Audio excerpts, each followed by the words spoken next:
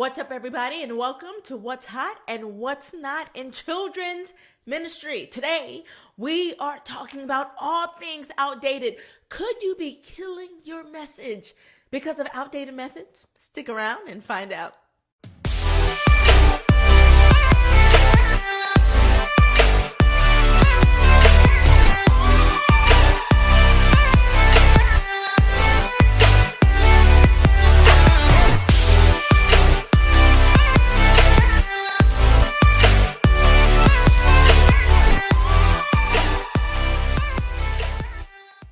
The truth is, the world is changing, and the truth of Christ and everything that he stood for, you guys, it is being challenged in ways like never before. Our kids are growing up in a culture where truth is whatever you want it to be, and sin is being normalized and even celebrated. I see it myself every day. And as ambassadors commissioned to reach the next generation for Christ, we can't afford to be so stuck in our old school ways of doing things that we completely miss a generation. That instead of them embracing the truth that has the power to transform their very lives, they end up marking off Jesus and his church as old, stodgy, boring, and irrelevant to the world that they live in. Don't let that happen. Culture is changing, which requires us as next generation leaders to change with it. Now, this doesn't mean we change our message, okay? But it does mean we change the methods in which we use to get that message across. I want you to know today that it is possible to be operating off of an outdated method that did at one time work, and that is great, you guys. But don't let something that was meant to draw in an older generation kill your message with a new one. So today, I want to share with you 7 things that I believe are outdated in children's ministry. Number 1, felt boards.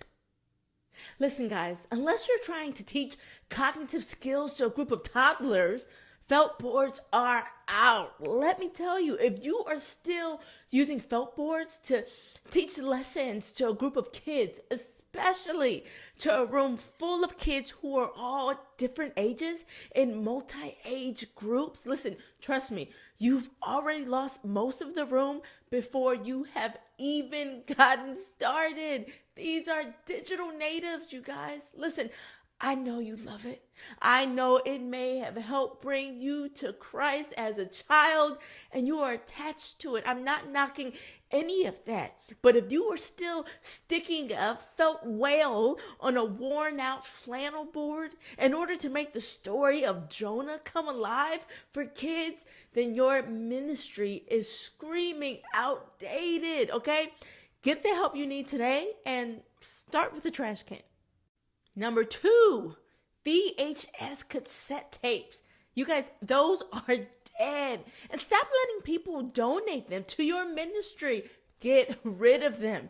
If a VHS cassette player runs for almost $400 off of Amazon, that means it's an antique. Don't find yourself running an antiquated children's ministry because it's just not cool. And trust me, the kids will notice. Number 3, the way we do offering. Hey, got a room full of over 200 kids and the offering is still only $13? That's because the way we do offering is totally out of date. For one, the kids aren't giving because today's parents really don't carry cash. I know I don't. And that's okay. Don't ruin the way kids see giving because you're stuck to an old way. Find creative ways to teach the kids about giving in ways that will stick and help them to be lifelong givers. Number 4, Paperback Bible. And don't look at me like that. Stop acting like paperback Bibles are the holy grail and that digital Bibles are fake versions. The truth is, with the advancements of digital technology, these digital Bibles for kids are now taking them on an interactive journey and making the word come alive in ways that we never got to experience when we were their age. And that's a good thing. This is their world. If you keep fighting against the digital age, you are going to lose because that's the future. Don't limit God and the power of his word to your preferred format. He's so much greater than that. Number 5, old school overhead projectors. Okay, I'm not even going to go anywhere with that. Number 6, crappy prizes. Let me give you a tip. If you can get 500 of these things for $10, then guaranteed it is a crappy prize that you're probably going to find in the church parking lot after church. Listen, you don't want pointless junk. Neither do the kids. Case in point, keep afloat on what the kids are into and drop things in your prize bucket that they actually want. And number 7, just being lazy and mediocre in the way you do children's ministry. Listen, you guys, whether you are not investing in building relationships with your volunteers, horrible at delegating, or rushing together programming at the last minute in an unprepared fashion, stop being lazy. If we really want to reach tomorrow's generation, then start by being excellent in the way you do ministry. Start being excellent in the way you reach children. Start being excellent in the way you invest in your team and partner with parents.